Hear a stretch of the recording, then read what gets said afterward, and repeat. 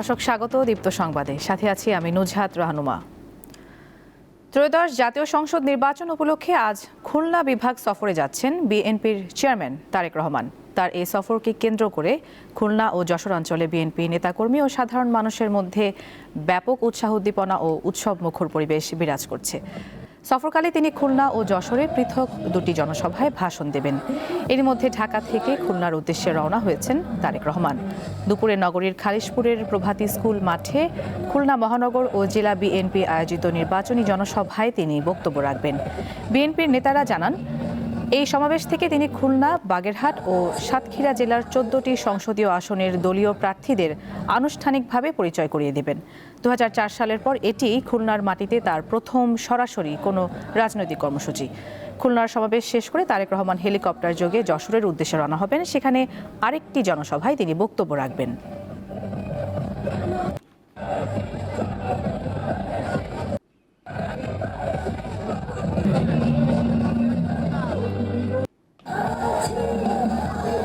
দর্শক, দক্ষিণাঞ্চলে তারেক রহমানের সফরের বিষয়ে জানাতে এবারে খুলনা থেকে সরাসরি যুক্ত আছেন আমাদের সহকর্মী ইয়াসিন আরাফাত।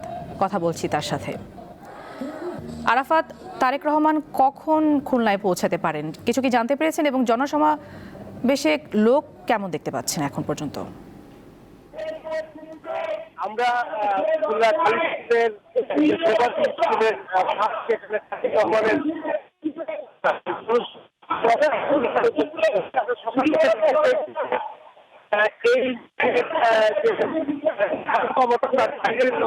এই এবং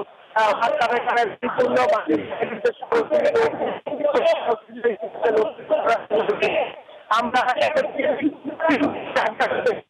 তারেক রহমানের বহনকারী হেলিকপ্টার উড়ে আশা করছি তাড়াতাড়ি তিনি সভা বলতে এবং সভাপতির সাথেই আমরা উন্নয়ন তারা এবং এই যে খুলনা শিল্পনগরী যেটি শিল্পনগরী হিসেবে পরিগণিত হয়েছে, সেই শিল্পনগরী আবার সুরক্ষিত হবে এমনটাই কিন্তু নেতাকর্মীরা প্রত্যাশা করছে। আমরা দলীয় সূত্র থেকে যতটুকু জানতে পেরেছি এখনো পর্যন্ত সেটি হচ্ছে তিনি খুলনা সভা থেকে বাগেরহাট এবং সাতক্ষীরা এই তিনটি জেলার এবং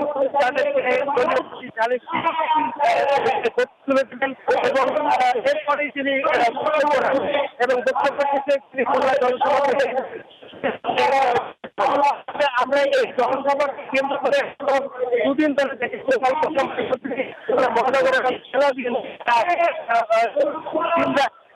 করে কাজ করতে এই সভাপতি ইতিমধ্যে এবং সেখানে নেতাকর্মীরা সকাল থেকে এখনো পর্যন্ত এবং লোকের ভিড়ে কিন্তু জনসভার যে মূল মাঠ সেখানে আর সাধারণ মানুষ ঢুকতে পারছে না। তারা কিন্তু সড়কগুলি রয়েছে, সেই সড়কগুলি রয়েছে। আমি যদি একটু এগিয়ে চলি তাহলে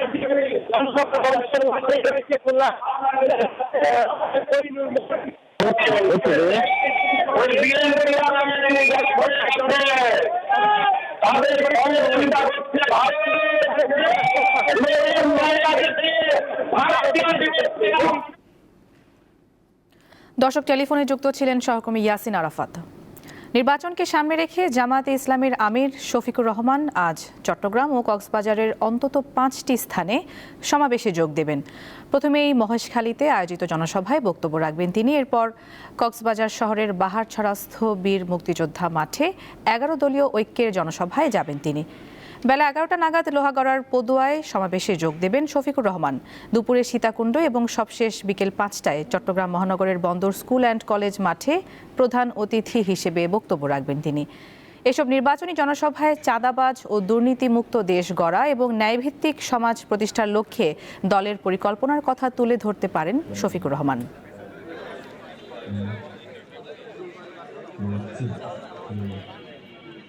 জামাতের নির্বাচনী জনসভার খবর জানাতে এবারে কক্সবাজার থেকে যুক্ত আছেন আমাদের সহকর্মী হারুনুর রশিদ। কক্সবাজারে জামাতের কি কি কর্মসূচি রয়েছে আমাদের জানাবেন। ফলাফল ঘোষণার আগ পর্যন্ত প্রত্যেকটা আপনি জানেন যে আজকে কক্সবাজারে জামাত ইসলামের নির্বাচনী জনসভা রয়েছে।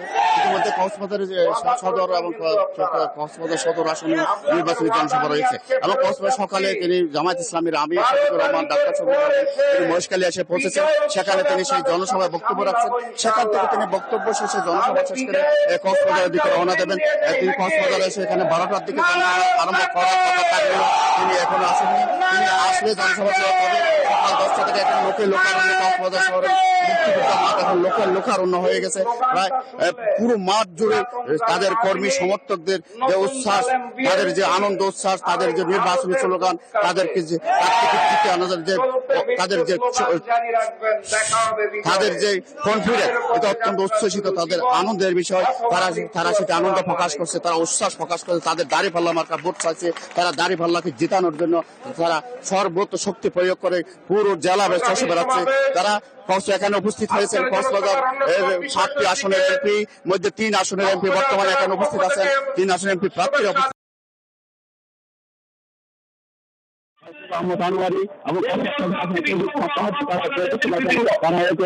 তারা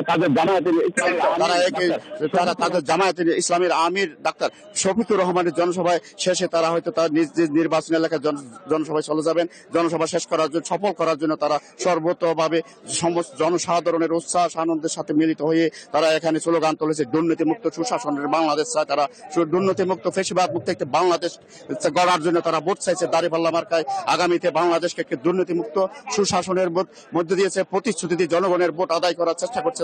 তারা ইতিমধ্যে জাতীয় নেতৃবৃন্দ মঞ্চের মধ্যে বক্তব্য রাখছে। হয়তো কিছুক্ষণের মধ্যে ডাক্তার শফিকুর রহমান মঞ্চে এসে পৌঁছাবেন। হয়তো তিনি আসলে তার বক্তব্য শুরু করবেন। সাধারণ মানুষ, তাদের প্রার্থীরা, দাঁড়িপাল্লার সমর্থকরা, কর্মীরা তারা অধীর আগ্রহে অপেক্ষা করছে কখন তাদের ডাক্তার শফিকুর রহমান আসবেন এবং তারা বক্তব্য রাখবেন। তার বক্তব্য অপেক্ষা করছেন আসন থেকে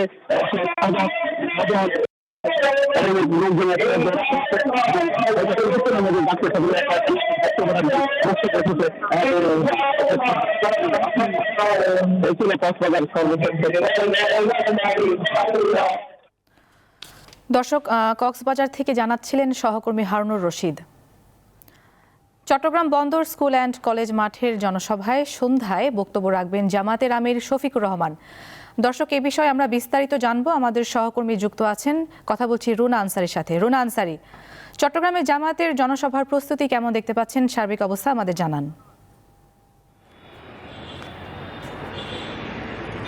নুজহাত, সন্ধ্যা নাগাদ যেহেতু চট্টগ্রামের বন্দর স্কুল অ্যান্ড কলেজ মাঠে জামায়াতের আমির ডাক্তার শফিকুর সম্পন্ন হয়েছে এবং আমরা দেখেছি গতকাল চট্টগ্রামের জামায়াত এবং ছাত্র শিবিরের উদ্যোগে একটি বিশাল র্যালি বের করা হয়েছিল জামায়াতের আমিরের আগমন উপলক্ষে এবং তিনি সন্ধ্যা নাগাদ এখানে মাঠে উপস্থিত হবেন। সেখানে তিনি মূল্যবান বক্তব্য রাখবেন। আপনি জানেন চট্টগ্রামের 16টি সংসদীয় আসন রয়েছে। সেই 16টি আসনের মধ্যে 14টি আসনে কিন্তু জামায়াতের দাঁড়িপাল্লা মার্কার প্রার্থী রয়েছেন এবং এখানকার যারা প্রার্থীরা রয়েছেন তারা কিন্তু এরই মধ্যে মাঠ পরিদর্শন করেছেন এবং কিছুক্ষণ আগেও মাঠে জামায়াতের যে 9 নং আসনে প্রার্থী রয়েছেন তিনি মাঠ পরিদর্শনে ছিলেন এবং সার্বিক বিষয় যদি আমি বলি, চট্টগ্রামের 16টি আসনের মধ্যে 16টি আসনে 14টি আসনের প্রার্থীদের যারা সমর্থকরা রয়েছেন তারা এরই মধ্যে মাঠে আসা যাওয়া শুরু করেছেন এবং মাঠে কিছু নেতাকর্মীরা এরই মধ্যে আসা শুরু করেছেন এবং চট্টগ্রাম বন্দর যেহেতু একটি গুরুত্বপূর্ণ আসন, বন্দর আসনটি, সেটির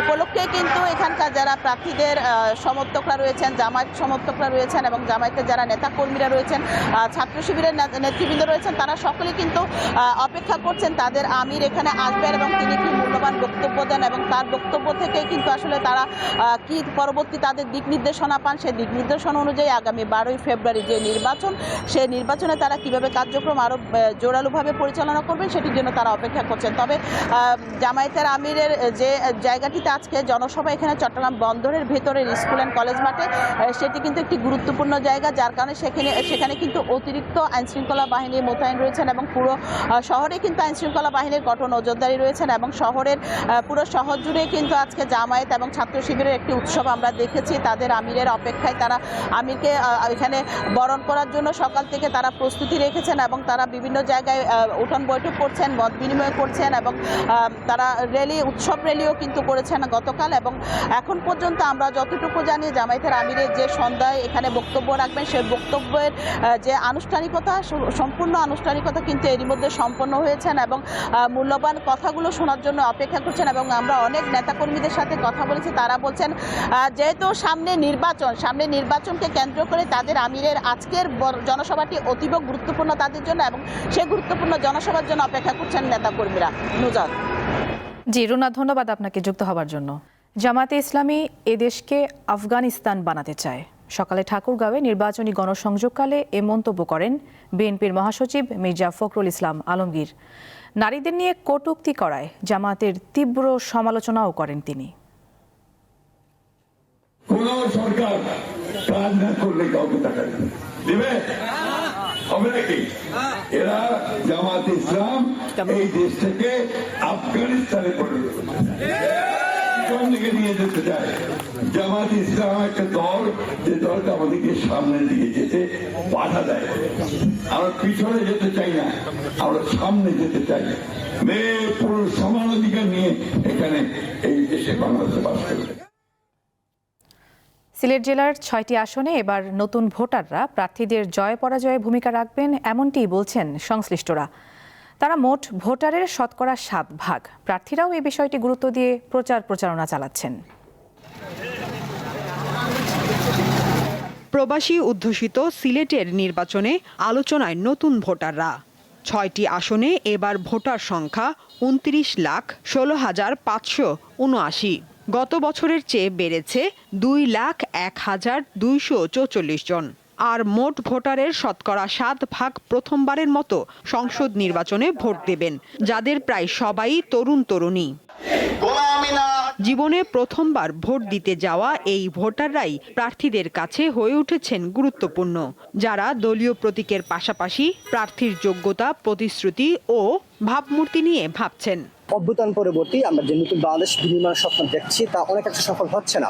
আমি সৎ বা আমি যোগ্য এরকম দেখায়, পরে ভোটের পরে দেখা যায় যে পরিবর্তন হয়ে যায়। আমরা যেমনটা দেখেছি প্রতিশ্রুতির ফুলঝুরি, এই ফুলঝুরি আর দেখতে চাচ্ছি না ভাই, এবার বাস্তবায়ন চাচ্ছি। যারা ভোটার রয়েছে তারা আগের মতো ফ্যাসিস্ট সরকারকে আনতে চায় না। ফ্যাসিস্ট সরকার সহ যারা ফ্যাসিস্ট হতে চান আগামীতে তারাও ফ্যাসিস্ট হতে পারবেন না, কারণ তরুণরা সঠিক জিনিস বুঝে। প্রার্থীরাও তরুণ ভোটারদের নিজেদের পক্ষে টানতে বিভিন্ন কৌশল অবলম্বন করছেন, দিচ্ছেন নানা প্রতিশ্রুতি।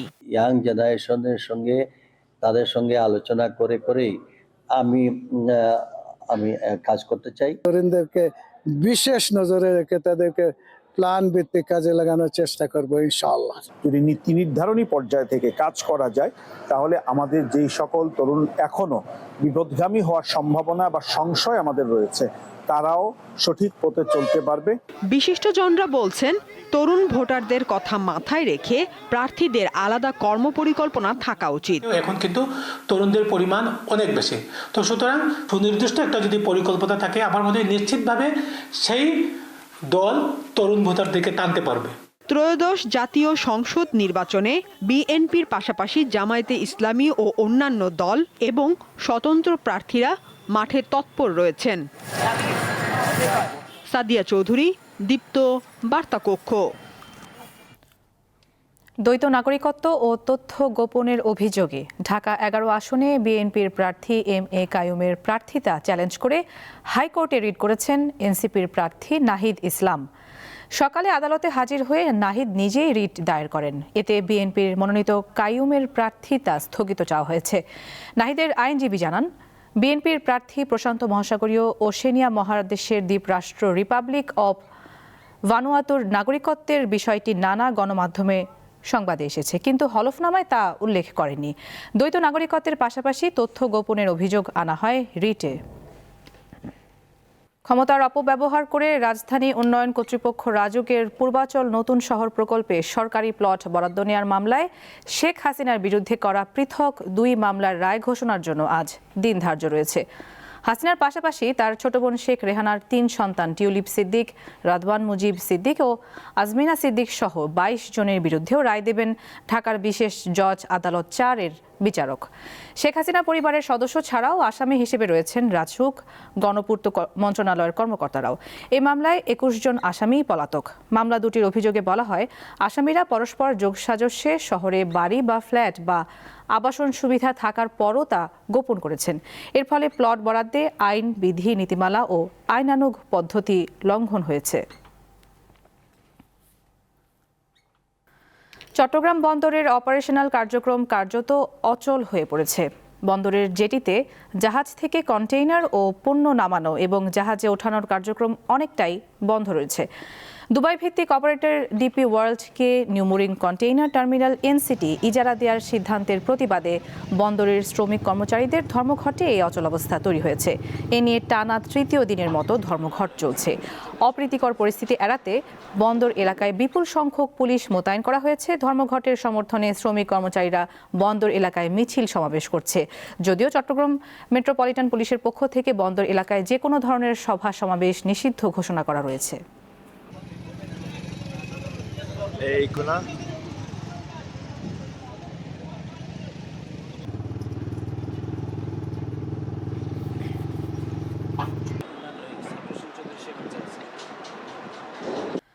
দেশের স্বনামধন্য আবাসন প্রতিষ্ঠান paradise Land Development and Housing লিমিটেডের আবাসন প্রকল্প আশুলিয়া আরবান সিটির উদ্বোধন ও দোয়া মাহফিল অনুষ্ঠিত হয়েছে। রাজধানীর গুলশান 1-এ অবস্থিত প্রতিষ্ঠানটির কর্পোরেট অফিসে সম্প্রতি এর আয়োজন করা হয়। উপস্থিত ছিলেন Paradise Land Development and Housing লিমিটেডের চেয়ারম্যান মফিজুর রহমান, ব্যবস্থাপনা পরিচালক lion Golam Mohammad Ali, director Nafisa Ahmed Parisa, vice chairman Jasim Uddin সহ অন্যান্যরা। অনুষ্ঠানে প্রতিষ্ঠানের পক্ষ থেকে দেশের মানুষের জন্য একটি নিশ্চিত আবাসন গড়ার লক্ষ্যে প্রতিশ্রুতি দেওয়া হয়। মাননীয় চেয়ারম্যান মহোদয় সকলকে সাথে নিয়ে আন্তর্জাতিক প্রসঙ্গ। প্রায় 2 বছর পর গাজা ও মিশরের মধ্যকার সীমান্ত পারাপারের জন্য রাফা ক্রসিং খুলে দিয়েছে ইসরায়েল। তবে এটি সীমিত পরিসরে চালু করা হয়েছে এবং শুধু ফিলিস্তিনি বাসিন্দাদের চলাচলের অনুমতি দেওয়া হচ্ছে। স্থানীয় সময় রোববার রাফা ক্রসিং খুলে দেওয়ার কথা ইসরায়েলের পক্ষ থেকে জানানো হয়। ইসরায়েলি প্রতিরক্ষা মন্ত্রণালয়ের সংস্থা কোগার্ড জানিয়েছে, যুদ্ধবিরতি চুক্তি ও রাজনৈতিক স্তরের নির্দেশনা অনুযায়ী রোববার থেকে রাফা সীমান্ত সীমিত আকারে শুধু বাসিন্দাদের যাতায়াতের জন্য খুলে দেওয়া হয়েছে। সংস্থাটি জানিয়েছে, আপাতত প্রতিদিন এই ক্রসিং দিয়ে 150 জন গাজা ছাড়তে পারবেন, আর ফিলিস্তিনি ভূখণ্ডটিতে ফিরতে পারবেন 50 জনের মতো। আর এই প্রক্রিয়া ইউরোপীয় ইউনিয়ন বর্ডার অ্যাসিস্ট্যান্স মিশন, মিশর এবং সংশ্লিষ্ট সব পক্ষের সমন্বয়ে পরিচালিত হচ্ছে।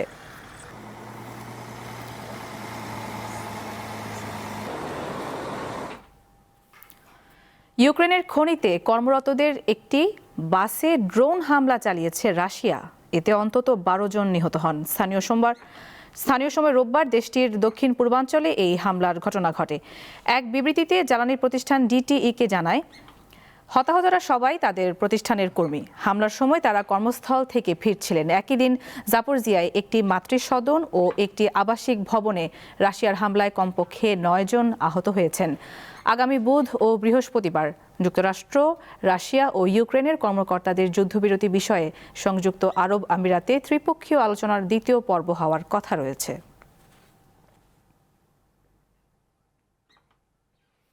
দর্শক, এই ছিল এখনকার মতো। এরপর দীপ্ত সংবাদ দুপুর 2টায় দেখার আমন্ত্রণ। এতক্ষণ সাথে থাকার জন্য সবাইকে ধন্যবাদ।